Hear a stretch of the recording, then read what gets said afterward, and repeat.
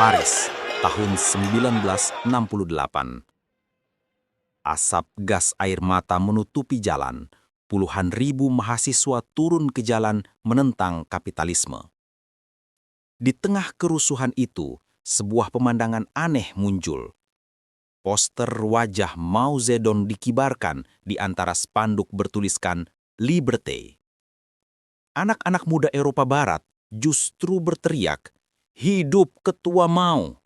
Belajar dari revolusi kebudayaan." Dan bukan hanya di Paris. Di Roma, London, bahkan New York, toko-toko buku menjual jutaan kopi The Little Red Book, buku kecil berisi kutipan Mao.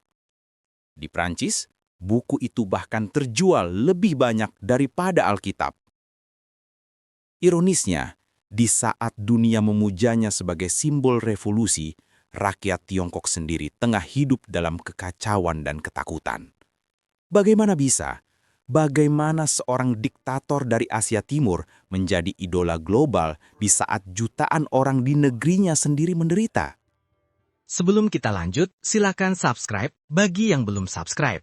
Karena subscribe itu penting bagi perkembangan channel ini. Silakan bagikan video ini dan sampaikan pendapat Anda di kolom komentar di bawah ini.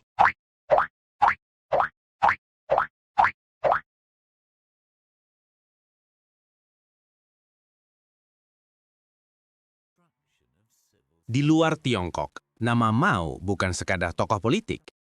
Ia dijual sebagai simbol perlawanan terhadap imperialisme dan ketidakadilan. Bagi dunia yang masih hidup dalam bayang-bayang perang dingin, Mao muncul seperti pahlawan alternatif, bukan Barat, bukan Soviet, tapi jalan ketiga. Sebuah ide tentang dunia baru. Negara miskin bisa bangkit, rakyat bisa melawan. Sejarawan Julia Lovell menulis bahwa sejak pertengahan 1960-an, Beijing secara aktif mengekspor revolusi. Bukan dengan pasukan, tapi dengan cerita, gambar, dan semangat ideologis. Film dokumenter, pamflet, lagu revolusioner dan pidato Mao diterjemahkan ke lebih dari 30 bahasa. Majalah China Reconstructs dan Peking Review dikirim ke kampus-kampus dan kedutaan di Asia, Afrika, hingga Amerika Latin. Tujuannya jelas, mengubah Mao menjadi ikon internasional, wajah baru dari semangat anti-Barat. Propaganda Mao tidak hanya menyasar rakyatnya, tapi seluruh dunia. Ia tahu satu hal, jika tidak bisa menyaingi kekuatan militer Amerika, maka ia harus menang lewat ideologi dan imajinasi. Maka lahirlah Radio Peking Internasional. Stasiun radio yang siarannya menjangkau Asia Selatan, Timur Tengah, dan Afrika. Pesannya sederhana, tapi mengguncangkan. Bangunlah rakyat tertindas, belajarlah dari revolusi Tiongkok. Siaran ini memuji perjuangan rakyat di Vietnam, Palestina, hingga Angola. Semuanya dikaitkan dengan Mao sebagai bapak revolusi dunia ketiga. Sejarawan Oud Arne Wested mencatat bahwa selama 1960 sampai 1970, Cina menjadi pusat spiritual bagi banyak gerakan kiri dunia. Mahasiswa dari Tanzania, Pakistan, dan Kuba datang ke Beijing bukan untuk belajar ekonomi, tapi untuk belajar revolusi. Bagi mereka, Tiongkok tampak seperti laboratorium utopia, negara tanpa kelas, tanpa kapitalisme, tanpa dominasi Barat. Tentu, kenyataannya jauh berbeda. Tapi propaganda Mao terlalu kuat untuk disangkal. Sambil dunia mengagumi Mao, Beijing menjalankan misi yang lebih strategis. Menggalang dukungan politik di dunia ketiga.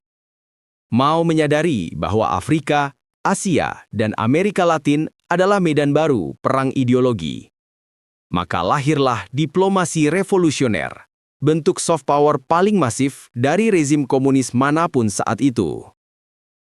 Tahun 1965, Tiongkok membangun proyek kereta Tanzania-Zambia Railway Tasara sepanjang 1.860 km.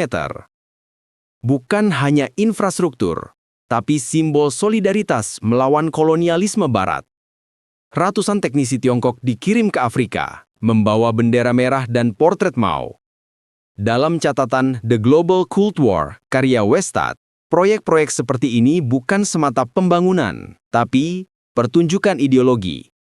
Tiongkok ingin dilihat bukan sebagai tiran Asia, tapi sebagai saudara tua bangsa tertindas.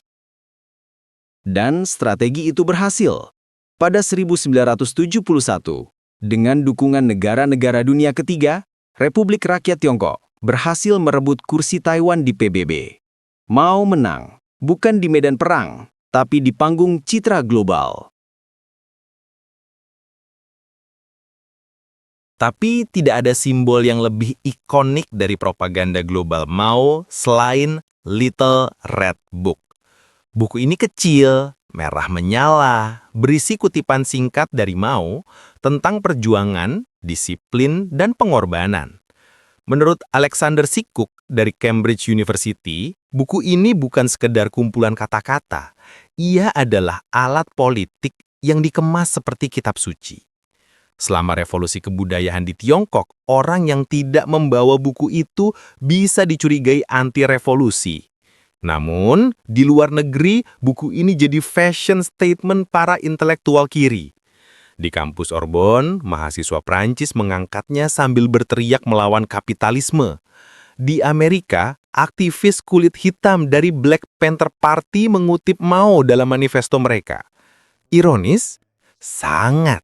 Karena buku yang di Cina digunakan untuk menakut-nakuti, di luar negeri justru jadi simbol kebebasan. Bagi sebagian orang Barat, Mao adalah romantisme politik. Sosok revolusioner sejati yang berani menentang dua raksasa sekaligus, Amerika dan Uni Soviet. Sejarawan Ranamiter menjelaskan, banyak kaum intelektual Barat tertarik bukan pada realitas Tiongkok, tapi pada fantasi revolusi yang dijual Mao. Film propaganda seperti Red Detachment of Women menampilkan perempuan gagah bersenjata, petani bangkit, dan rakyat bersatu. Gambaran yang memukau bagi dunia yang jenuh dengan perang dingin dan kapitalisme. Bahkan, seniman seperti Jean-Luc Godard dan Susan Sontag terinspirasi oleh semangat Mao. Namun, ketika akhirnya laporan tentang kekerasan, penganiayaan, dan pembunuhan intelektual bocor ke luar negeri, romantisme itu runtuh seketika. Mao bukan pembebas dunia, tapi penguasa yang memperbudak bangsanya sendiri demi citra global.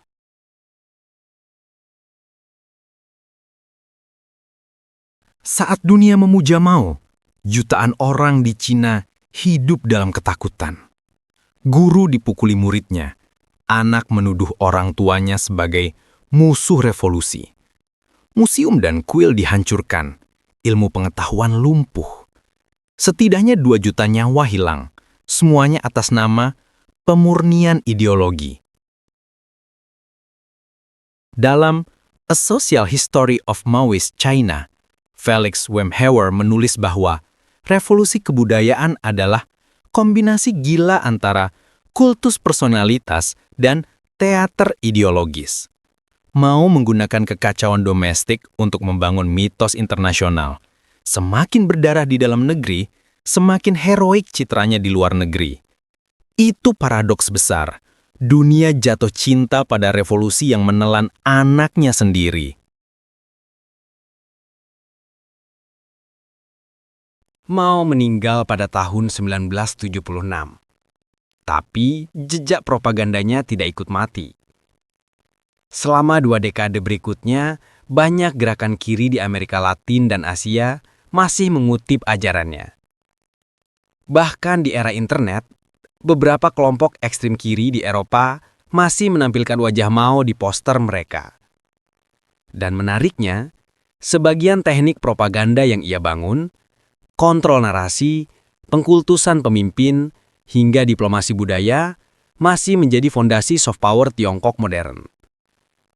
Anne Mary Brady menyebutnya warisan Mao dalam marketing diktator. Bentuknya berubah, tapi idenya tetap sama. Bangun citra, kuasai narasi, dan dunia akan percaya sebelum sempat berpikir.